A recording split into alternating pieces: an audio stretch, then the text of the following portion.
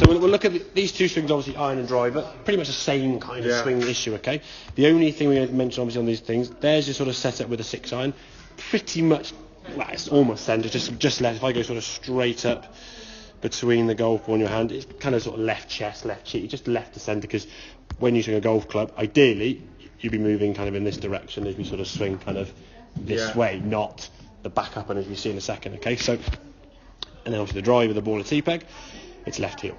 The only real change we're going to make in terms of visually, yes, the club's longer, will be further from the ball, but you'll adjust to that as you. If I give you a club that's that much longer, you're not going to stand like this, are you? You'll get closer, you get further from the ball to accommodate. Okay, so in terms of swing, backswing wise, very, very good. Grip wise, that left hand's looking good now in terms of position of your left hand, nicely in the fingers there, nice and loose. Yeah. Again, I'll keep mentioning, probably say it again and again and again, that left hand grip certainly needs to be softer in the thumbs, and in some ways your right hand, because the second your thumb's squeezed, the arm gets tight. Yeah, exactly. And again, if you're tense with kind of a normal scenario when there's no tension out there because of pressure, that's not great. Then if you put yourself in a situation where you're watching whatever it may be, even if it's like the last shot there with that guy was stood there watching you, you can see then you took a bit longer, you sort of thinking, and then you default back into what feels comfortable, because you think, well, I want to make a reasonable contact, because you're at a level now, even though you hit a shot that goes way off to the right, you feel more comfortable with the move you make. You can make a good contact, it will kind of go somewhere, but it'd be a bad shot. Then go against your sort of your norm and natural. The fear is like, well, if I do that, it doesn't quite come on, I might nubble it 10 yards through my legs. So it's like, well, if someone's watching, I'd rather be a bad shot over there with a good contact than try and do a better shot, but I may duff it over here. Exactly. So you kind of just default back to a comfort zone, and that just always comes from sort of first team nerves, people watching or whatever.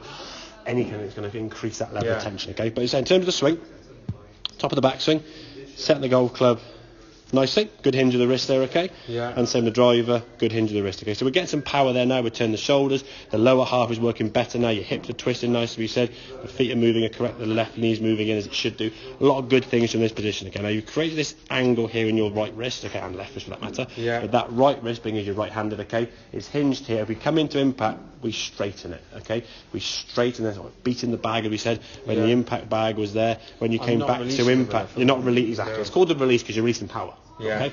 And when you did it with some of the shots, so that felt so. You're trying to hit it with like torso twisting, elbow pulling. All we're doing is, again, one of those impact bags actually really good. I mean, if you can make one, if you got some, if your missus is good at sort of a yeah, well, exactly, yeah, basically. I mean, that's just you can almost make them with like an old sleeping bag, and it's just bedding in there. I mean, the zip broke with the first ever shot I hit with it, to be fair.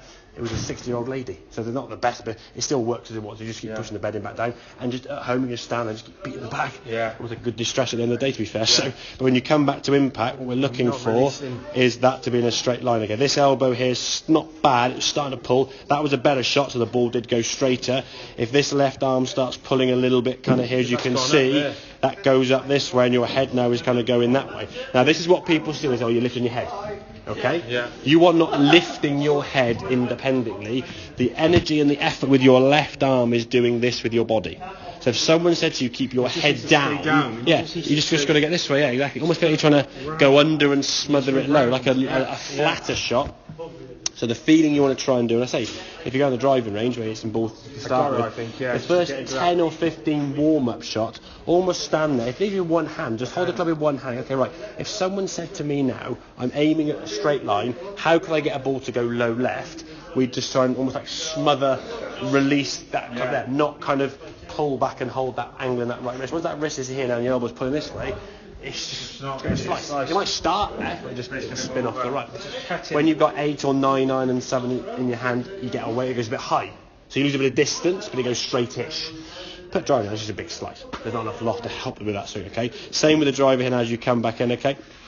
As you get back to here now, this should be almost like a dropping sensation. The fact you're pulling, you can see your head now is going to move in this way. If you did this, let your arms drop, the head wouldn't really move. If you start doing this, your head moves. So it's just that almost anticipation or excitement. I'm going to drive, I want to give it a smack early, and we start creating power up here. Well, the ball's down here.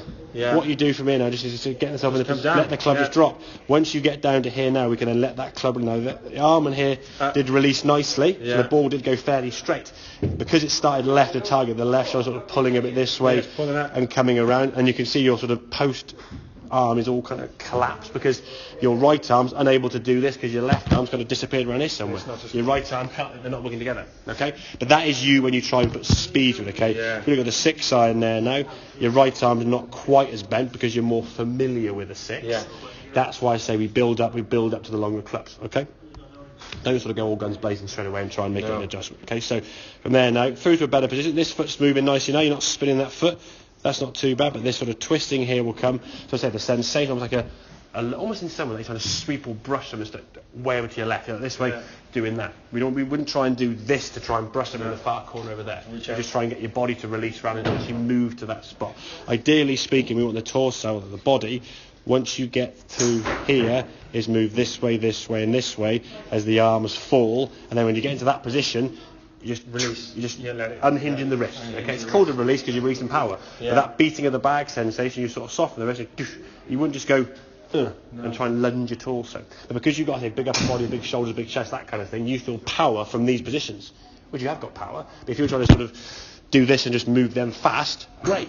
But we're trying to move the thing fast up here, down there, not your chest and your arm and your torso. And this is why people who are strong often find it hard to let the club do the work. And again, what does let the club do the work mean to a lot of people? When you made those soft swings, you said that was effortless, it's just club head speed. Like I won about 160, you went, I hit that hardly at all.